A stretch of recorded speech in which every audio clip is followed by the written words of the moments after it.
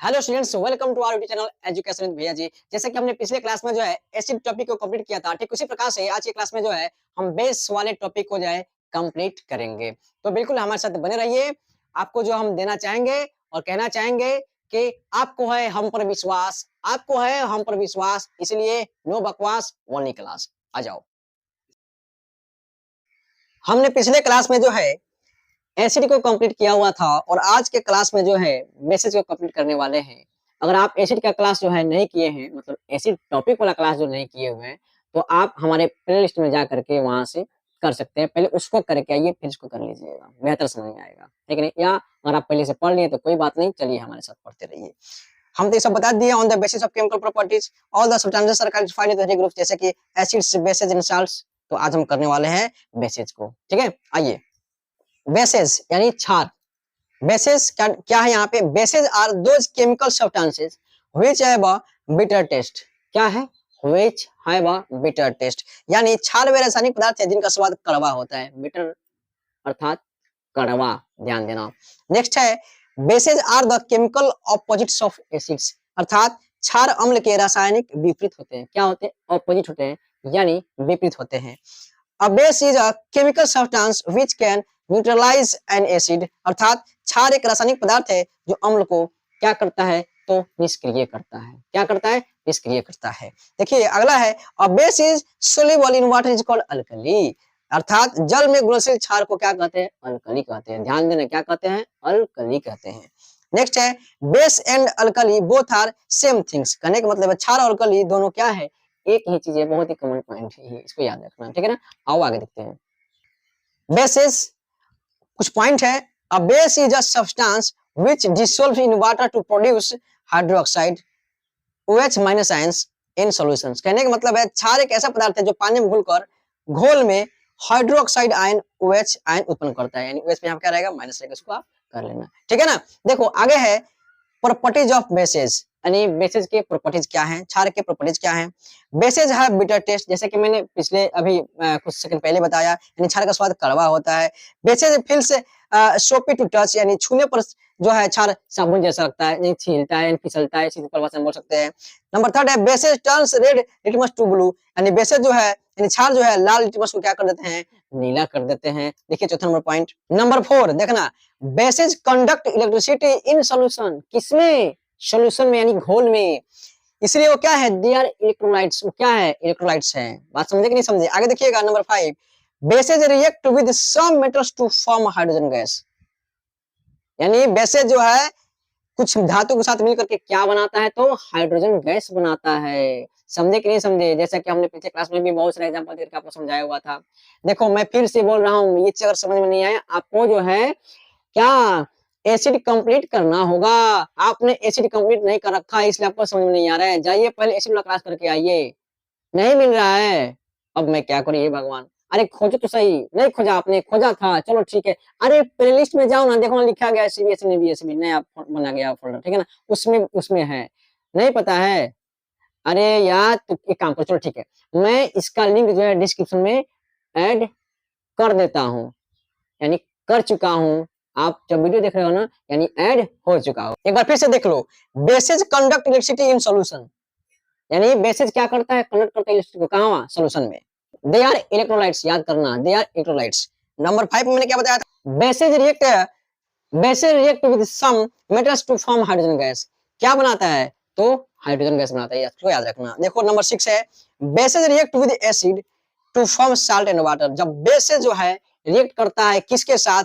Acid के साथ, तो किसका रूप लेता है? क्या बनाता है? यानी तो बनाता है साल्ट एंड वाटर बनाता है, यानी NaCl NH2O बनाता है। कोई दिक्कत तो नहीं? ठीक है। देखो 7 number point, bases react with non metal oxides, ध्यान देना मैंने क्या बता रखा है यहाँ पे? Non metal oxides to form salt and water, अगर नॉन मेटल से भी रिएक्ट करेगा वो तो क्या बनाएगा? तो साल्ट एंड वाटर बनाएगा। फिर से रिपीट करता हूं, साल्ट एंड वाटर बनाएगा, ठीक है। ये 6 और 7 नंबर जो है मैं फिर से रिपीट करना चाहूंगा, इसलिए कि ये बहुत मोस्ट इंपोर्टेंट है। देखिएगा दोनों में साल्ट एंड वाटर बना रहा है, कॉमन है। ये बेसेस जो है रिएक्ट कर रहा है किसी साथ, एसिड के साथ भी रिएक्ट कर रहा है तो भी साल्ट एंड वाटर बना रहा है, और नॉन मेटल के ऑक्साइड के साथ भी रिएक्ट कर रहा है तो भी साल्ट एंड वाटर बना रहा है। बहुत ही मोस्ट इंपोर्टेंट पॉइंट है, इसको नोट कर लेना, ठीक है। आगे देखते हैं। ये भी मोस्ट इंपोर्टेंट पॉइंट है, उससे कुछ कम नहीं है। All the metals do not react with basis to form salts and hydrogen gas. अब बताइए जब रिएक्ट ही नहीं करेगा तो क्या बनाएगा? यानी कहने का मतलब है all the metals do not react, react नहीं करेंगे किसके साथ? बेस के साथ, तो साल्ट और हाइड्रोजन गैस नहीं बनाएंगे। कोई दिक्कत? आगे देखिए, when an acid and a base combined then the real neutralization reaction occurs due to the combination of hydrogen ion, ये प्रेजेंट होगा, PRESENT, इसको आप बना लेना, ठीक है ना, ये प्रेजेंट होगा यहाँ पे, in acid and hydroxide ions present in the base to form water. कहने का मतलब है सभी धातुएं जो है क्षारों से दबी करके लवण तथा हाइड्रोजन गैस नहीं बनाती, जैसे कि मैंने पहले बताया था इसको, है कि नहीं। नेक्स्ट क्या था ये, जब एक अम्ल और एक क्षार का संयोग होता है तो वास्तविक उदासीनीकरण प्रतिक्रिया अम्ल में मौजूद हाइड्रोजन आयनों और क्षार में मौजूद हाइड्रोक्साइड आयनों के संयोग से पानी बनाने के कारण होती है। यानी कहने का मतलब फिर से समझिए, जब एक अम्ल, मैं इसको इरेज कर देता हूँ पहले, हाँ देखिएगा, समझिएगा जरा ध्यान से, जब एक अम्ल और एक क्षार का संयोग होता है, किसका? तो एक अम्ल और एक क्षार का संयोग होता है तो वास्तविक उदासीकरण प्रतिक्रिया अम्ल में मौजूद हाइड्रोजन आयनों, किसमें मौजूद? तो अम्ल में मौजूद हाइड्रोजन आयनों और क्षार में मौजूद हाइड्रोक्साइड आयनों के संयोजन से पानी बनने के कारण होती है। कहने का मतलब ध्यान समझिएगा, यहाँ पे अम्ल में क्या मौजूद रहेगा यहाँ पे जी? हाइड्रोजन आयन, और क्षार में क्या रहेगा? तो हाइड्रोक्साइड आयन। इसको भी आप ध्यान से कर लेना, है कि नहीं। देखो आगे, sodium hydroxide is used in the manufacture of soap paper and a synthetic fibre called rayon. क्या कहते हैं? रेयन। देखना जरा, सोडियम हाइड्रोक्साइड का उपयोग साबुन, कागज और रेयन नामक सिंथेटिक फाइबर के निर्माण में किया जाता है। यानी सोडियम हाइड्रोक्साइड का उपयोग किसमें किसमें किया जाता है? तो साबुन बनाने में, कागज में, रेयन नामक सिंथेटिक फाइबर के साथ, मतलब इस सबके निर्माण में किया जाता है। ठीक है, second number point, calcium hydroxide is used in the manufacture of bleaching powder. कहने का मतलब ब्लीचिंग पाउडर के निर्माण में कैल्शियम ऑक्साइड का उपयोग किया जाता है। यानी यहाँ पे कैल्शियम हाइड्रोक्साइड को आप बोल सकते हो सेलेक्ट लाइम, यानी बुझा हुआ चूना। कोई दिक्कत? आइए आगे देखते हैं। Number third, magnesium hydroxide is used as an antacid to neutralize excess acid in the stomach and cure indigestion. कहने का मतलब मैग्नीशियम हाइड्रोक्साइड का उपयोग पेट में अतिरिक्त एसिड को निष्क्रिय करने, अपच को ठीक करने, यानी मान लीजिए खाना वाना खाते हैं, ज्यादा खा लेते हैं, पेट में क्या हो जाता है, एकदम हड़बड़ी मचा जाता है, पेट फूल जाता है, तो कोई ना कोई एसिड का इस्तेमाल करते हो कि नहीं करते हो? वही चीज है, करने के लिए एंटासिड के रूप में इसका उपयोग किया जाता है।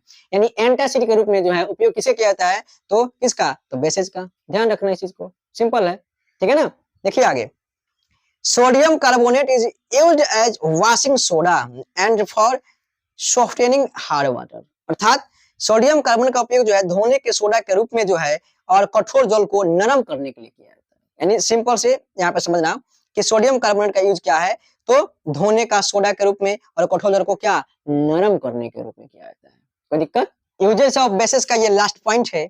Sodium hydrogen carbonate is used as baking soda in cooking food. यानी सोडियम हाइड्रोजन कार्बोनेट का उपयोग जो है खाना पकाने में बेकिंग सोडा के रूप में भी किया जाता है। आगे है फॉर मेकिंग बेकिंग पाउडर्स, ये एन नहीं यहाँ पे, ये एज होगा, as an acid to cure indigestion and in soda acid fire extinguisher.